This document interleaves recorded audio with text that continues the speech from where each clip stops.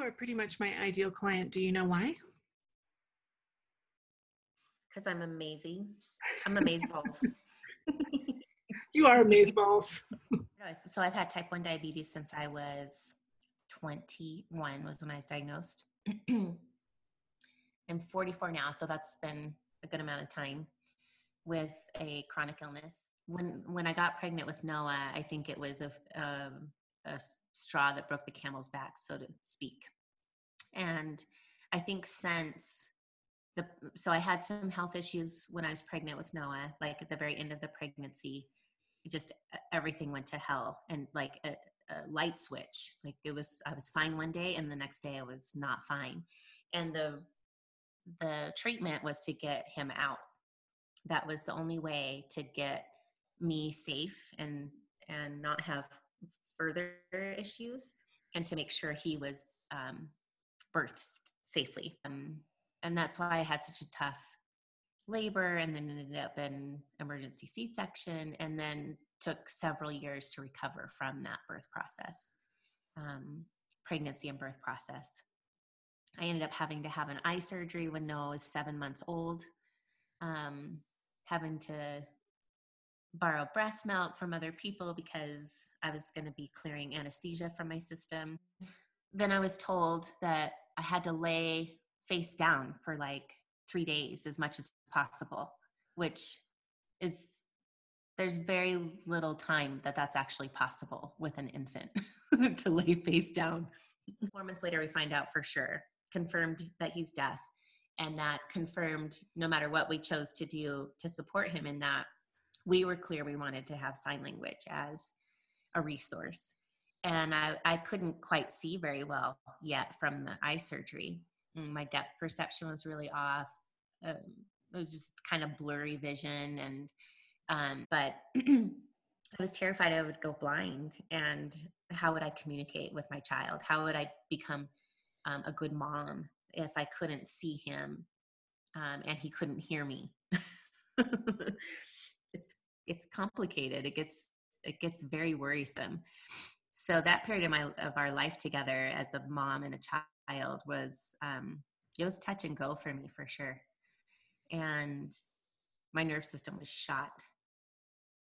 And then I healed from that. And I have to do a lot of work to take care of myself, full-time job.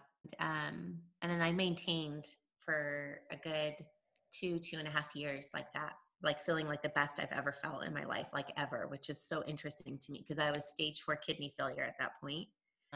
That was confirmed. And you just happened to be coming up, and you did a photo shoot of us at Union Station. And yep, 3 months after that, I was on dialysis. And that was a time when I didn't want to live. When you did that photo shoot, I thought, this is Kyla documenting the last photo shoot of my family together, because I really felt done. I felt done fighting for life, and that's my truth. That's where I was at that point, and I really considered not doing any kind of treatment, just letting the process of life. And I have felt for so long, like at least a good 10 years, where I'm like, I'm on borrowed time here. I have got to live life to the absolute fullest. I have to take advantage of every moment I have to have fun and to laugh as much as possible. And sometimes it makes me look like a crazy rock star, I think. But that's why I've behaved the way I've behaved for so long. And I think it's also just part of who I am, but that's part of it. It's like, I really don't know if tomorrow is going to come. Just before I had the surgery to have dialysis, we were watching a movie, and it touched something very deep, but very current at the same time.